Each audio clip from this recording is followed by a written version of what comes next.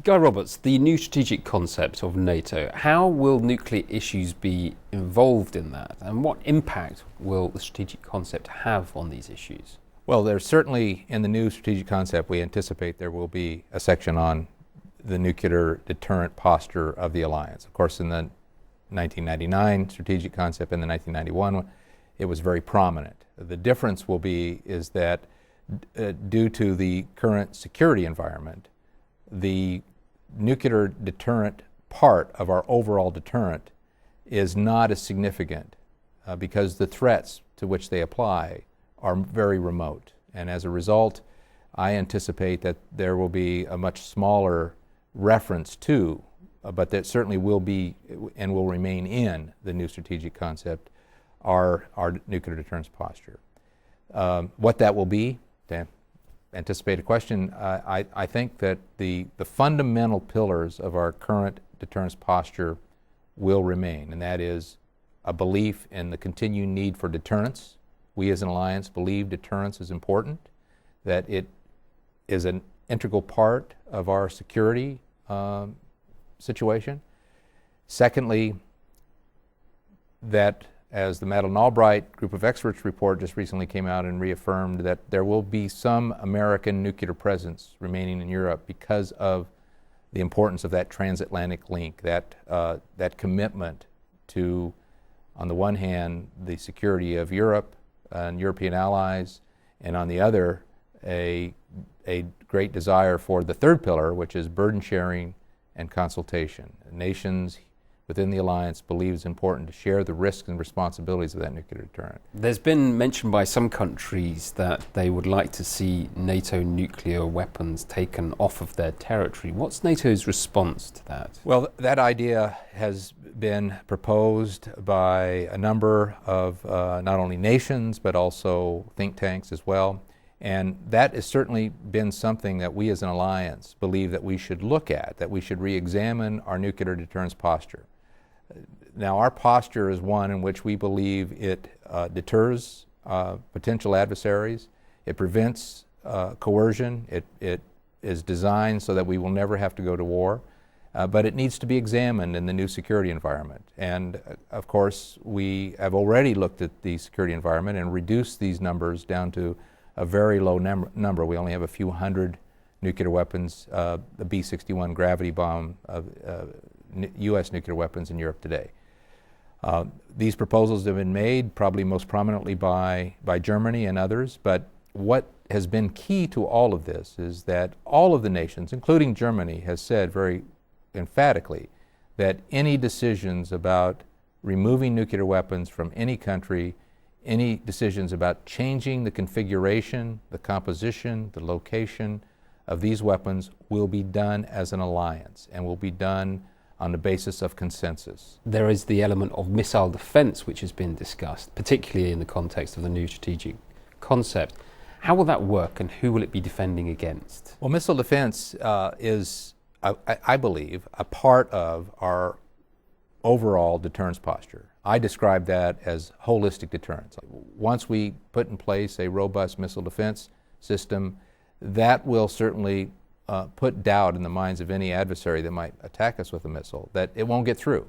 And if that then hopefully will deter them from thinking that they can gain politically by attacking us. So I think it's very, very relevant. It complements our nuclear deterrence, our conventional capabilities, and all those other capabilities. There are over 30 nations that are developing ballistic missiles. There are many nations that are developing ballistic missile defenses. In fact, I like to say that Europe already has a missile defense system, and it's the, I believe, 80 interceptors around Moscow. Our Russian colleagues are firm believers in missile defense, and we're hoping in the future that we'll be able to collaborate with them and help develop a collaborative missile defense system. Some people have said, including US Secretary of State Hillary Clinton, that one of the greatest dangers is not actually other countries gaining nuclear materials or nuclear weapons, it's actually non-state actors getting hold of one of those two. What's your reaction to that, and how does NATO prepare against that? Well, NATO is certainly looking at how we can develop the capabilities to respond, first of all, to in fact, structure our deterrence posture in a way that would hopefully put in the minds of a potential adversary that this is not a good course of action. And one of the ways we can do that is by working with our allies, with the nations within the alliance, with other international governmental organizations like the International Atomic Energy Agency, to develop the capability to attribute any nuclear explosion or improvised nuclear device or any radiological device to a particular country or location, so we can track these things back, so we can hold accountable any nation that might provide those materials to a terrorist group that would then use it. We have some very robust non-proliferation activities to try to ensure that materials cannot be transferred, cannot be smuggled, cannot be stolen and provided to terrorist groups where they can themselves fashion radiological weapons or some other kind of improvised explosive device. NATO is at the centre of a web of many different countries with differing nuclear postures. We've already mentioned Germany in its recent statements, and the US has an evolving position on nuclear issues. How does NATO gather those together and come up with a single alliance policy? Well, I believe that the differences are one of degree. On the one hand, several of our countries within the alliance are committed and believe that the importance of disarmament and arms control and non-proliferation. And all of our countries believe in the importance of those, but it is a question of a degree. And some put more emphasis on that than others. Others put more emphasis on the importance of maintaining a credible nuclear deterrent. Again, all of our nations support the idea of maintaining a credible deterrent. And in fact, I think President Obama, at his speech in Prague last year, when he talked about a world free of nuclear weapons, also pointed out that until that day arrives, we will continue to maintain our nuclear deterrent. And so countries that have argued for or espoused the idea of removing nuclear weapons from Europe have done so in the context of an arms control process. A process, for example, of working with Russia to get an agreement to remove all of tactical nuclear weapons out of Europe. Well, that should be done as part of an arms control process, and in that way we can enhance our security. But unilateral reductions, most nations see as putting our security at jeopardy.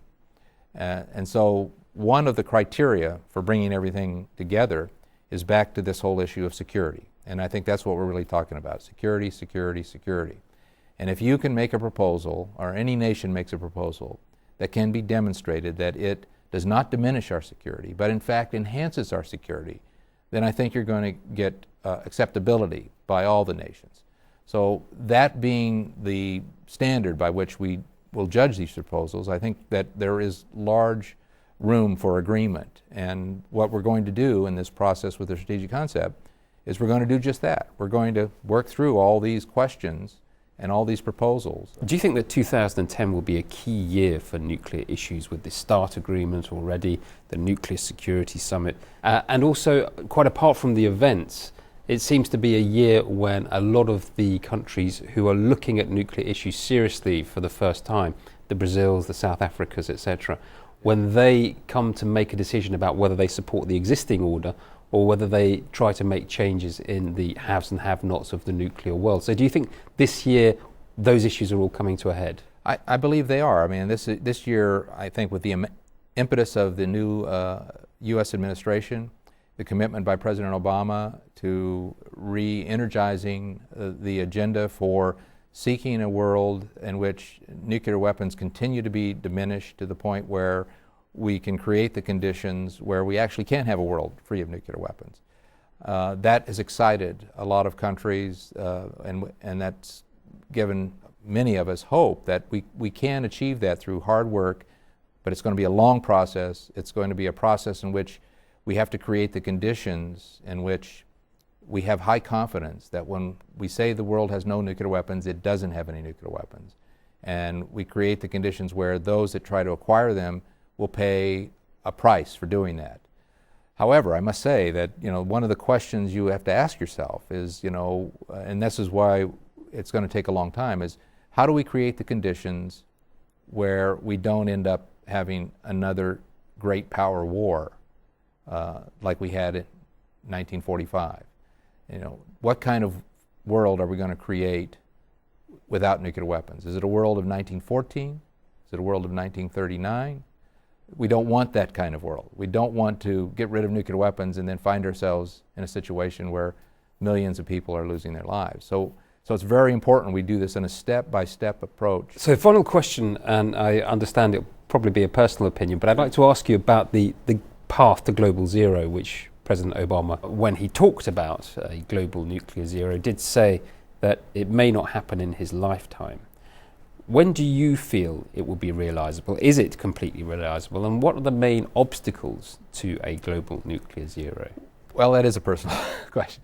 I think it's possible, but it's going to take an awful lot of hard work. I mean, there was an article written back in 1961 by Fred Clay, and it was for Foreign Affairs, and I think it was after non-compliance what, or something along those lines.